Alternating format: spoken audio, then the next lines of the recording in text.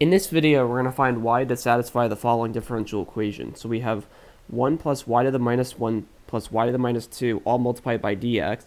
On the right-hand side, we have equals to x to the minus 1 times y to the minus 2 times dy. We have the condition that y of 1 equals minus 1/2. Also, don't forget to subscribe and turn on notifications so you don't miss a video. Okay, I rewrote the equation, put brackets around it. So now we can multiply both sides by y squared to begin. So why are we doing this? Because we have a y to the minus 2 on that side. Okay, so when we multiply by y squared, we can move this into the parentheses. So we're going to have y squared times 1 is y squared times y to the minus 1 is just y, and then y squared times y to the minus 2 is 1.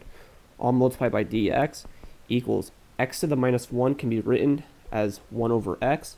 And then y to the minus 2 times y squared cancels, and then we're left with dy.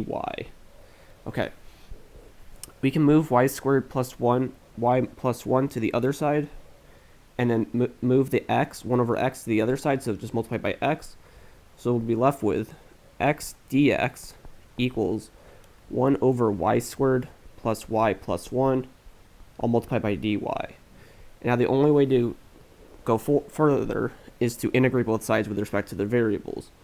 So let's just do the integral of 1 over y squared plus y plus 1.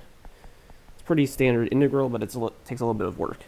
Okay, so we can complete the square. So we have y squared plus, let's say, 1 times y. And now we have to square this, or divide by 2, which is 1/2, and then we square this. So that's how you get that coefficient, or that number, plus 1. Then we have to minus the same thing. So we can't just add 1/2 squared. We have to subtract by 1/2 squared, which is 1/4. Okay, this is equal to, so we can group this together. And now this is a perfect square, y plus 1/2 quantity squared. Now 1 minus 1/4, that's pretty easy. That's just 4 over 4 minus 1 over 4, which is 3/4. Okay, so now this can be written as the integral of 1 over y plus 1/2 quantity squared plus, let's write 3 over 4 as a square, namely square root of 3 over 2 squared. Okay, good. And then we're going to have dy on the top. Okay, so how do we go further? So there are rules to do this with trig rules, integration rules, but I'm just going to do a simple trig substitution. So we have y plus 1/2 equal. So under the square, we have the same square root of 3 over 2, so let's just keep that. So when you square that, you can take that to the outside. And then we're going to have tangent theta. And why are we doing this? Because you can take this to the outside, leaving us with tangent squared theta plus 1, which is secant squared theta. Nice identity.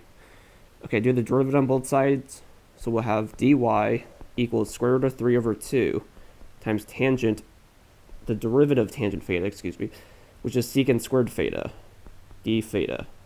Okay. So square root of 3 over 2 we can leave to the outside. Then we'll have the integral of secant squared theta, d theta, all over. Okay, how do we do this? So y plus 1/2 squared is square root of 3 over 2 squared. But you can take out square root of 3 over 2 squared. So that'd be square root of 3 over 2 quantity squared multiplied by tangent squared theta plus 1. And things will cancel. Secant squared theta is the same thing as tangent squared theta plus 1, so those will cancel. Square root of 3 over 2 to the first power over square root of 3 over 2 to the second power. That one of them will cancel. And now we'll have 1 over this term, which is 2 over square root of 3. The integral of 1 d theta is theta. Okay, how do we solve for theta? So we are given this equation. So let's solve for theta. So we can move 2 over square root of 3 on both sides. We're going to have 2 times y plus 1/2 over square root of 3 equals tangent theta. But let's write that as 2 times y, which is 2y. 2 times 1/2 is 1, all over square root of 3. This means that theta, you can take inverse tangent on both sides. So theta is inverse tangent of 2y plus 1 over square root of 3. Okay, so this is 2 over square root of 3 inverse tangent of 2y plus 1 over square root of 3. Okay. So so we can have a constant on both sides, but let's just keep the constant on the left-hand side because it has an x terms. The integral of x dx is 1/2 x squared, that's the reverse product power rules, plus c equals, we have 2 over square root of 3 inverse tangent of 2y plus 1 over square root of 3. And let me just double check. Yeah, that's what we have. Okay. So now we look at the condition. So we have that y of 1 equals minus 1/2. Okay. That means we are plugging in x equals 1, and the output is negative 1/2, right? Yeah, so we're going to plug that in. So x equals 1, y equals minus 1/2. So x equals 1, we have 1/2, we're going to plug it into this equation. So we're going to have 1/2 times 1 squared, which is 1/2, plus c equals, okay, let's look at this. 2y plus 1. So 2 times negative 1/2 is negative 1 plus 1 is 0. And inverse tangent of 0 is 0. So this is 1/2 plus c equals 0.